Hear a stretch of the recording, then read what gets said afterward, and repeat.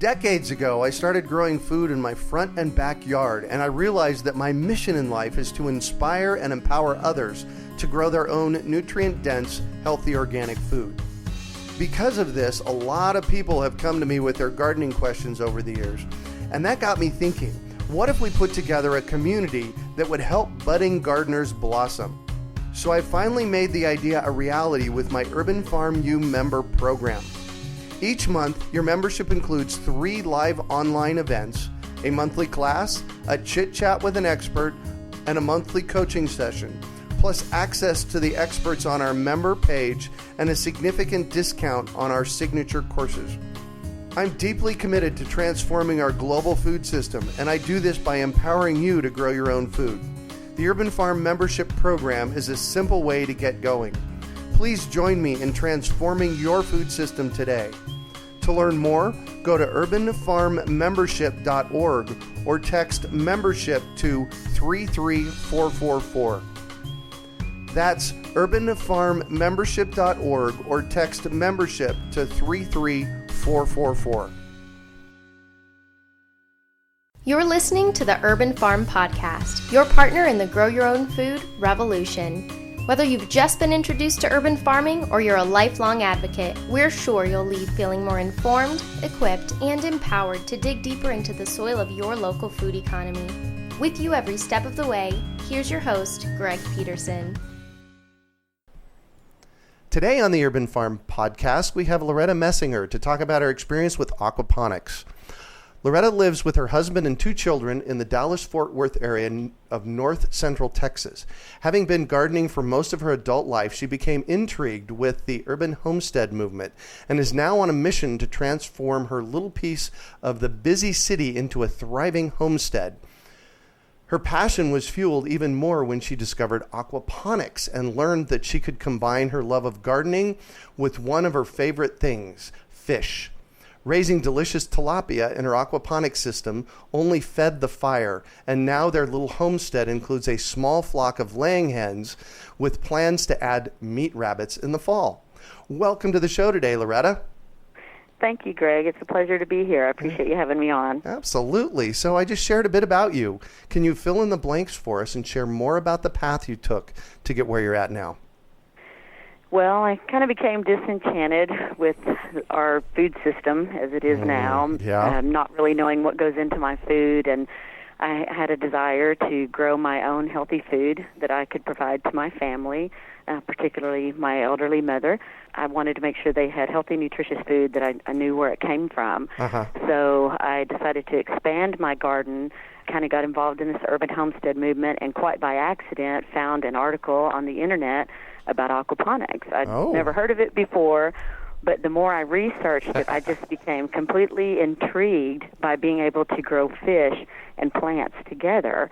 The more I read about it, I decided I had to do it. So in 2012, my husband and I built our first system, and we were thrilled with the success that we had, and we decided to expand and make it bigger, and now I've decided that eventually I really want to have a commercial aquaponics system or aquaponics farm of my own. It's a wonderful way to grow vegetables. I still have my soil garden. I love getting dirt under my fingernails, but I really do enjoy this aspect. The aquaponics led to backyard chickens, which hopefully will eventually lead to other backyard things. So we're very excited about what we're doing here and about what the future holds for our little homestead. Fantastic. So tell us about your little homestead. If I were to stand on the curb out in front of your house, what would I see? Nothing. It's all in the backyard. Okay, good. We have a greenhouse in the backyard that houses our aquaponics system. We have 10 raised beds in our soil garden, and then we have a small flock of laying hens. And a couple of oak trees. We have plans to put in peach trees and lemon tree and what is the other one out there? A Meyer lemon. Oh, yes. I'm sorry, I don't remember. That's all right. It happens. No problem. This fall, when the weather cools off, it's very hot here this time of summer. So any kind of animal that has a lot of fur struggles in the Texas heat. So this fall, when it cools off a little bit, we plan on adding meat rabbits and have even considered maybe raising quail. And we've heard that they do very well. So yes. Quail. do really well in the heat.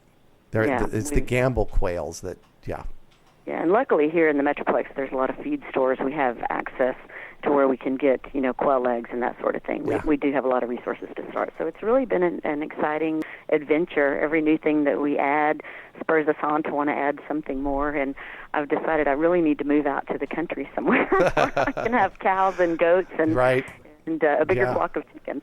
Yeah, exactly. Well, here at the Urban Farm, it's 1/3 of an acre right smack in the middle of Phoenix. So if you stand on the roof, you can look 50 miles in every direction, and there's houses, in cities. So it's like that here too. We live in the last count I heard, we had more than 5 million people here in the Dallas-Fort Worth Metroplex. So there's a lot.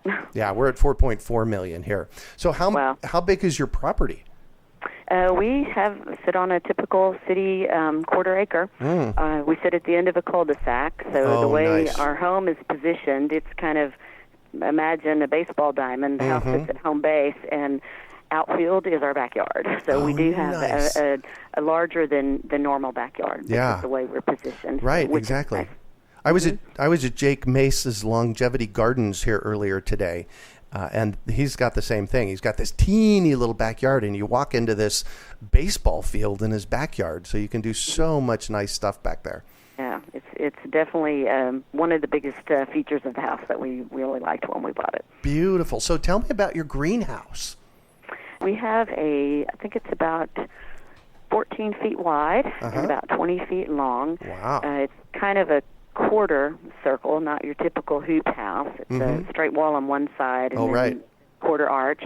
That houses our aquaponics system.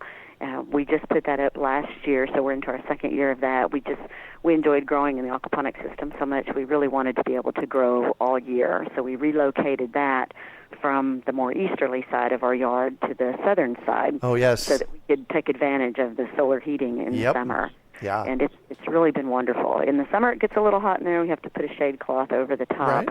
Right. But next year, we do have plans to add in an evaporative cooling wall so that we can reduce the heat in the greenhouse and be able to grow lettuces and, cooler weather type vegetables throughout the summer as well. That will make a huge difference for you, putting a wet wall in your greenhouse. Absolutely. Yeah.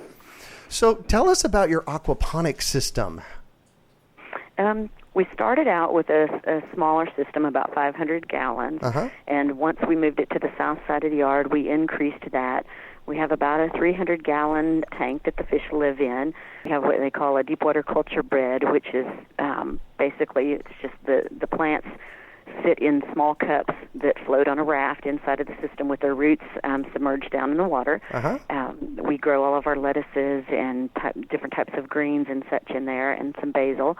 And we have what's called a media bed. We have 2 of those that we grow our climbing plants in, plants like tomatoes that need a bigger root structure, something more to grab a hold of. So we do tomatoes and cucumbers and cantaloupes and those types of things in our media beds. And then last year we decided to experiment with what they call Dutch buckets. It's basically like a mini media bed, and that is fed through a small drip line that's a continuous drip feed into the bed and into each box, and then it drains out into our sump tank, which is just another large container of water that we have partially buried in the ground. Having that extra water, kind of regulates the flow of water in the system, so the fish tank doesn't drop down too low, and it kind of helps stabilize the water chemistry. So we've really got a lot going on in there right now.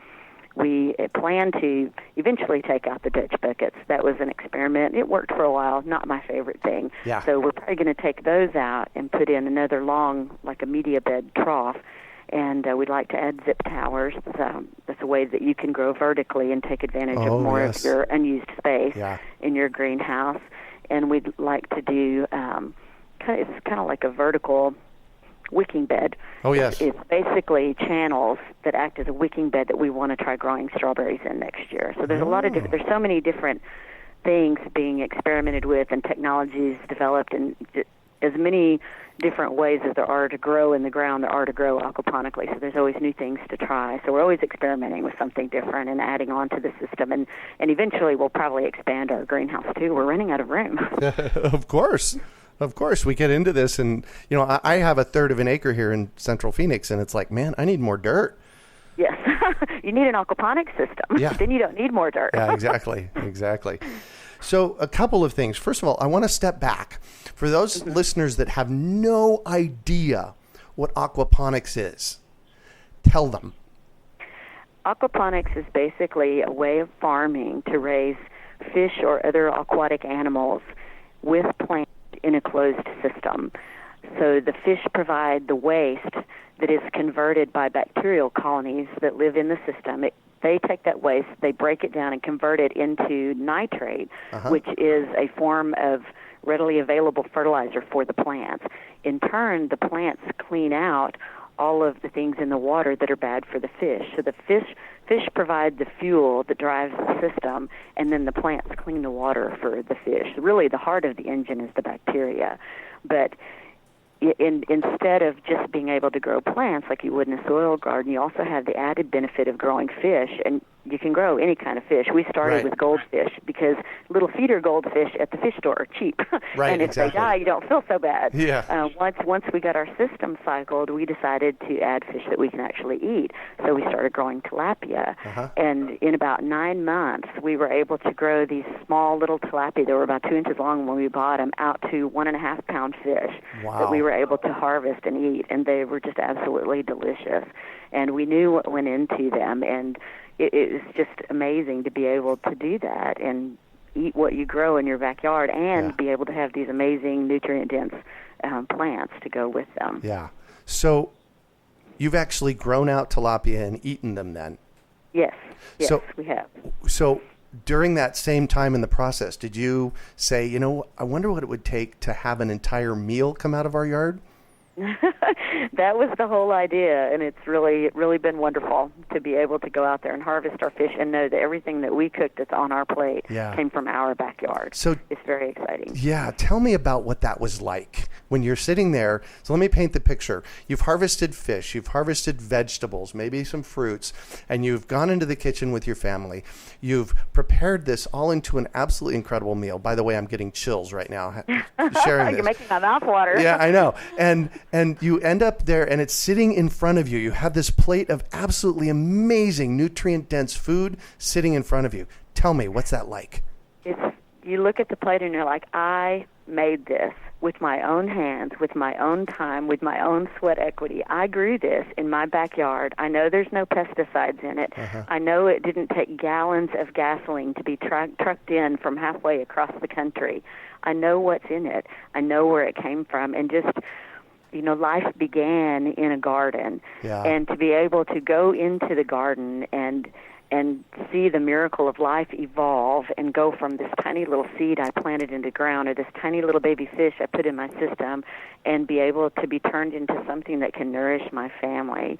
There really is no greater feeling than knowing that, that you have children to take care of them, to send them off into the world healthy and strong and productive, and knowing that this that I did in my backyard helps to achieve that and helps to heal my mother from the health problems that she's having and make her strong again. It's just, I can't think of anything better than I could do for my family, for their health than that. And it's just so gratifying. Yeah. It's so gratifying. Well, I actually believe that the act of growing the food, harvesting the food, preparing it, makes just the act of doing that makes that food better for us. I believe that. I believe that. So much love goes into it. Right. I'm 55 years old, and I went back to school late in life. I went back and got my a bachelor's and a master's in from 1999 to 2006. And there was this restaurant that I used to go to at Arizona State University, and I'd have lunch. And one day, I remember this vividly. One day I was in line watching them prepare the food for me that I was about ready to eat. And they were literally slopping it on the plate. And I had this realization at that moment, like, wow, how we prepare our food and really how we prepare our food system is it directly correlates to our health, the health of our culture, our happiness. And have you found that? Yes. I have. You pour so much of yourself into it. There's the people that are preparing that in the restaurant and serving it. They didn't have anything to do with that food, with bringing it into existence. So when you grow it yourself and you bring it in and you wash it, I mean, there's a relationship with that food, with knowing where it came from. Even the fish, it's the same thing with people who hunt and bring in their own food. You have a relationship with it that you can't have any other way. And it's just, to do that and to prepare it and to serve it to your family, it is an act of love. It's an act of service to them that I don't believe you can get any other way. That's a gift from God if I ever saw one. Yes, it absolutely is. Absolutely. So how did you first get started in aquaponics? Tell me that story. Well, like I said, I found the article on the internet. I was thrilled about it. For a year, I tried to convince my husband, we need to do this. This is really exciting. He was in a job that he was so stressed out on, and he really just had no interest at all in adding one more thing to our plate. And I'm like, you really got to check this out. It's amazing. We have to try this. And finally, he was able to have some time away from work for a while, and he started researching. He's like, this is really neat. We have to try this. And so when he had the extra time, he, more than I, literally watched probably hundreds of hours of videos on YouTube to see what other people were doing, reading the articles, just finding out there's so many little things. You can be as elaborate as you want to be or have it as simple as you want to be. And, we wanted to know it all as much as we could find out. There wasn't, really a school here. There's not a college here where you can go to school and get a degree in aquaponics. So we had to do it on our own. So about a year later, in 2012 is when he's like, okay, we got to do this. I get it. So, mainly while I was at work and he was at home, he bought everything that we needed. We built it from scratch, from the ground up, on a very limited budget at the time. We were a one-income family at the time. We didn't have a lot to spend on it, but we knew that what we did spend on it was going to be worth it. We just knew it. And so, we built everything ourselves. There are fantastic kits that you can buy. We didn't have the luxury at the time, so we learned what we could learn off the internet. We made a few mistakes along the way. We corrected them, especially when we upgraded our system and added on to it.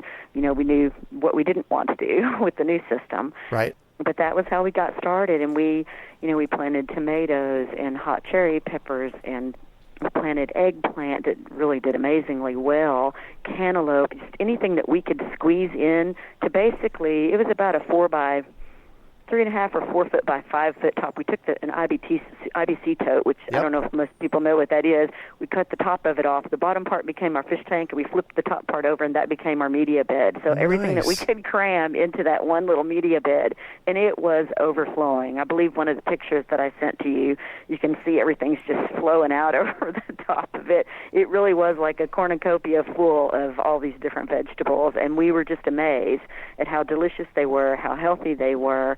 Not one bit of pesticide went on anything. And then in our float bed, we grew lettuce and watercress and kale and anything at all that we could grow in there that could, work in the float raft. All that we did while we still had our soil garden. And so it was like this perfect combination of both types. And we just really loved it, and I don't think I will ever garden without aquaponics. Like I said, I'll never give up my soil garden, but I really don't think I'd ever give up the aquaponics either. It really just is a fascinating way to grow food. Yeah. Very interesting. Yeah, and it works. It does work. It works exceptionally well, and it doesn't matter if you live in an apartment, if you have no backyard at all. There are small little systems you can set up on your aquarium. You don't even have to have dirt to do it. Yeah. I know a guy who he put his system on a cement pad to prove you don't have to have dirt to grow vegetables. Yeah. But it really has just been a joy to do. Beautiful. So what types of fish and plants have you had success with in your system? We've grown a lot of different types of fish in our system. Like I said, we started with goldfish. Just in case we killed them, we weren't out too much money. We had great success with the tilapia. We purchased about 25 2 to 3 inch fry from a local company that had them here. Nice. And put those in our system.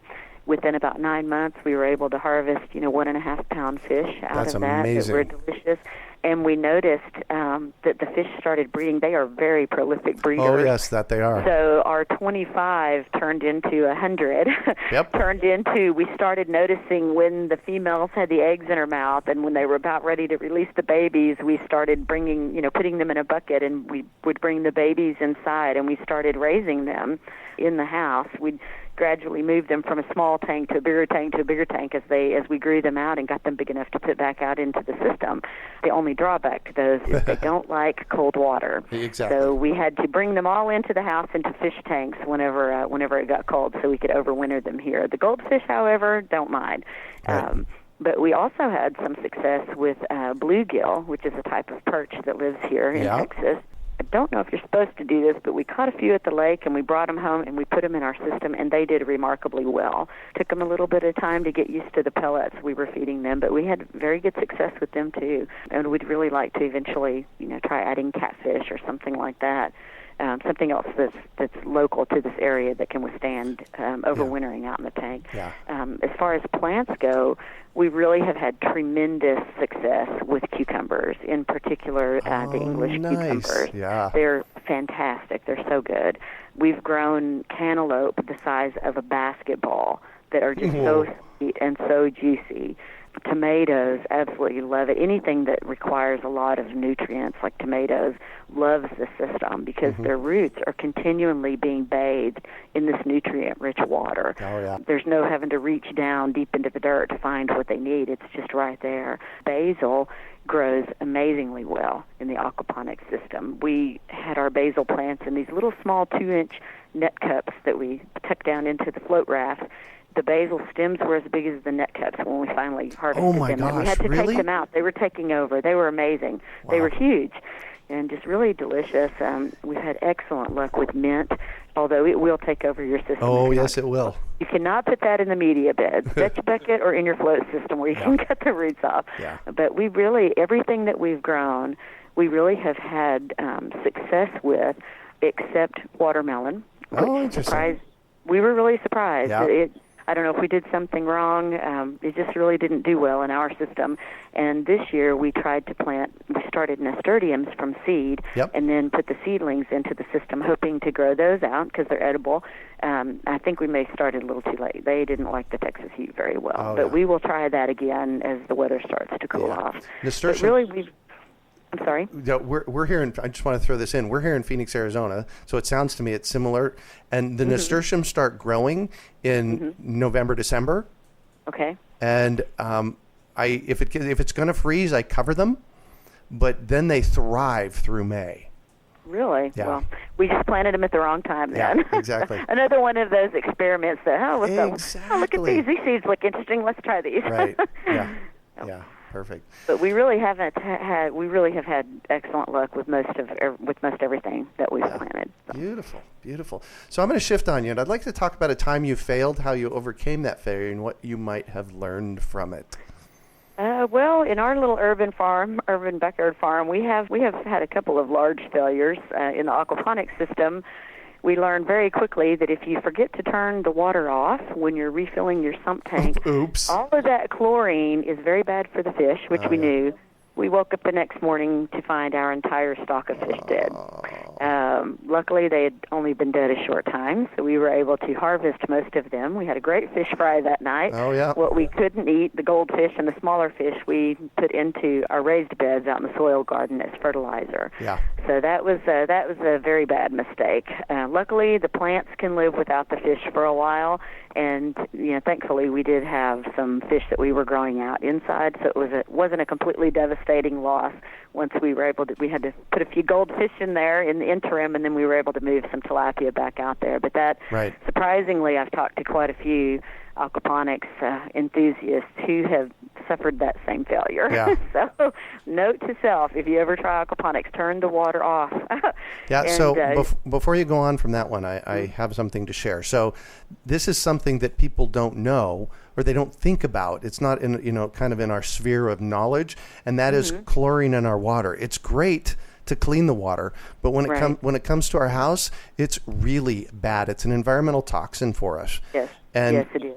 So I've actually designed a couple of things. I have a spigot filter And I can send you plans for this. Anybody that's interested, Greg at urbanfarm.org, send me a note, and I'll send you plans on how to do one yourself. They're really simple, and it takes the chlorine out. And to take it further, you really need to put a whole house water chlorination system on your house. So it takes the chlorine out of all your water in your house. And that's what I've done here. Really? Yeah, it's really, really important. Yeah, I agree. It is definitely toxic to fish, and if it's toxic to them, it has to be toxic to us. Exactly. So we can just handle it in larger doses. Right, exactly. So that was failure number one. You had another one, I think, did you not? Yes. We also have a small backyard flock of chickens, as you mentioned, and when we first got our chickens last year, we were newbies to raising chickens. We just knew we wanted fresh eggs every day. And we had taken in a pup that my sister found wandering around her property. And she said, this dog has got to go. So we agreed to foster the dog until we could find a home for it. Yeah. And being new chicken owners, we knew that you had to secure them from predators. What we didn't realize was that we brought the wolf to the chickens. Yeah. And we realized that everything loves chicken as much as we love chicken. Yeah. And we lost half of our flock. And it was because of stupid mistakes that we made, just as new chicken owners, right. forgetting to lock the door to the chicken run. We built them a very secure coop that had a nice run attached, so they could come and go as they pleased to the chicken coop. But if you don't remember to lock the door, there's nothing that your chickens can do to protect themselves from a dog that really wants to eat them. Yeah. So that was a devastating loss, and I'm so sorry. to not just, and it was 3 separate occasions. So oh wow, to not just make one mistake, but then to make another mistake and another mistake. Yeah.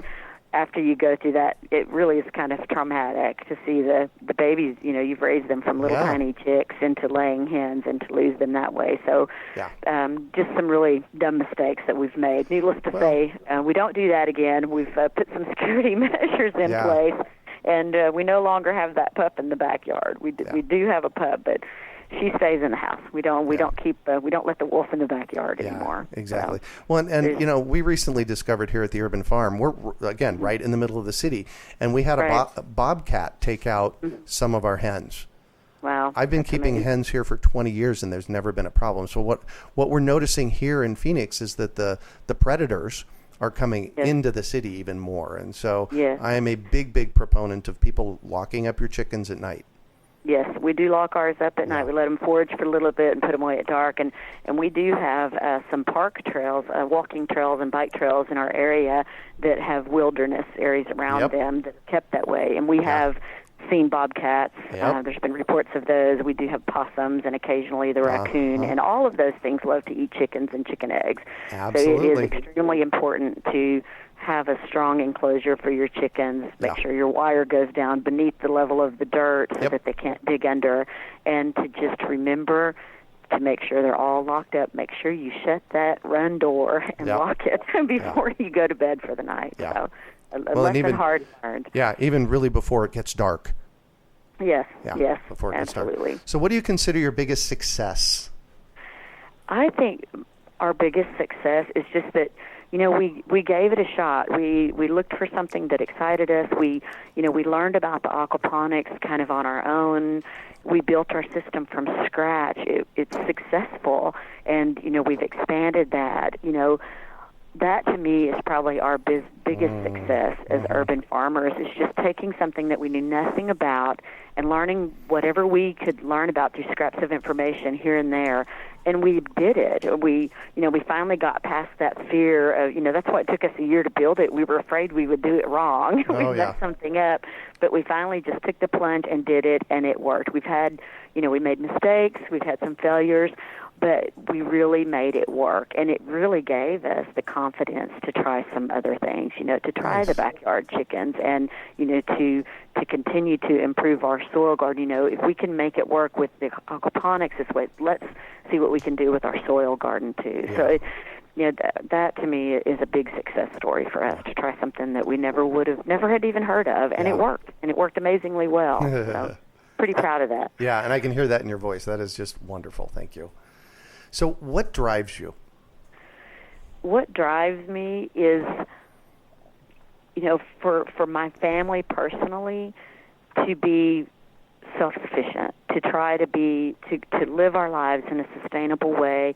Yeah, to reduce our carbon footprint, and that all is very important. But for me, I've always been a big DIYer. I come from a family of self-reliant people who are problem solvers. They're resourceful, and so for me, that all applies to how we grow our food too. If I can do something myself, I want to do it myself, and I don't want to rely on the grocery store for my food. I walk through there and I see all of these processed foods and all of these boxes and these chemicals that are just killing us. And, slowly, all the preservatives that are in our food. I should live to be 500 years old with all the preservatives in my body. And I just didn't want to do it anymore. So I'm really driven by providing the healthiest food that I can for my family. And back to that act of service and love to them by doing this. I've tried lactofermentation, and I've made some of my own cheeses, and we've made a lot of our own bread from scratch. And anything that I can make myself from raw ingredients, to me, is such a driving force because it's so much better for my family. Yeah. And even beyond that, I love to teach, and I really want to teach people how easy it is really to grow your own food and to do some of these things that, seem so difficult. It's like, I could never do that. I could never have backyard chickens. Right. If I can do it, even after our devastating losses, you can do it. You really can do it. It's just, you just have to look for the information. It's out there. And I just really have a passion for teaching people how to do this and to inspire them to do it. Yeah. Wow, I can hear that in your voice so much. So I am all about education, and I have to know, is there one or two books that have been really influential for you in your life? By far, the most influential book in my life is the Holy Bible. Mm-hmm. I came to know the Lord when I was a little girl, and His Word is what taught me. I wouldn't be who I am without it. It taught me how to live. It taught me how to treat other people. It taught me how to honor the God who made everything that is around us. I love gardening so much because when I'm in the garden, I feel close to my Creator. Yeah. Life began in a garden. Man's first job was to tend the garden. And so, my Bible, it influences every area of my life.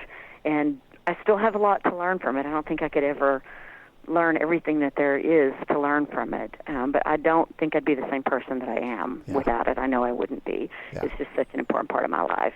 And, regarding the urban farming and gardening in general, by far, I love Gaia's Garden. It is a wonderful book.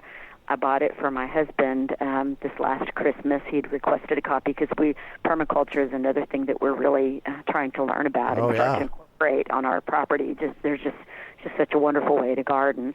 And so I bought this book for my husband. He's read it through twice. He just raved about how wonderful it is. So I've started reading it, and it really just is.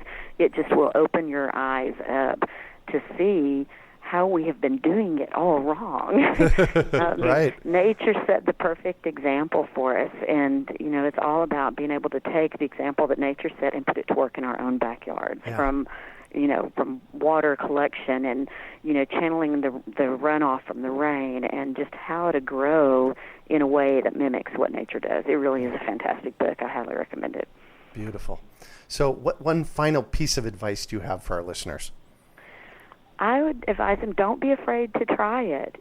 Choose something that works for you in your situation. You may not have any dirt. You may not have a lot of time. You may not have any extra money to put into this something, but there's really so many different things that you can do.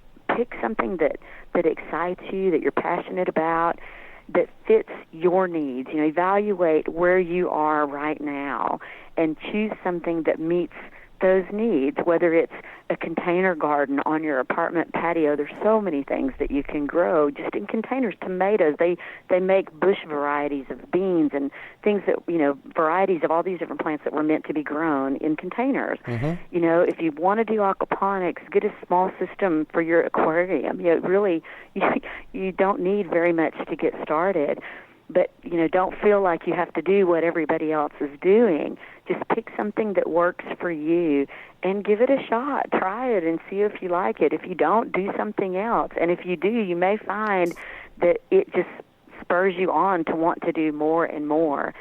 But keep in mind, you don't have to do it all at once. That was the mistake I made. I wanted to try to do it all at once. I wanted to make my own bread and make my own cheese and do all of the lacto fermentation, and it really became kind of overwhelming.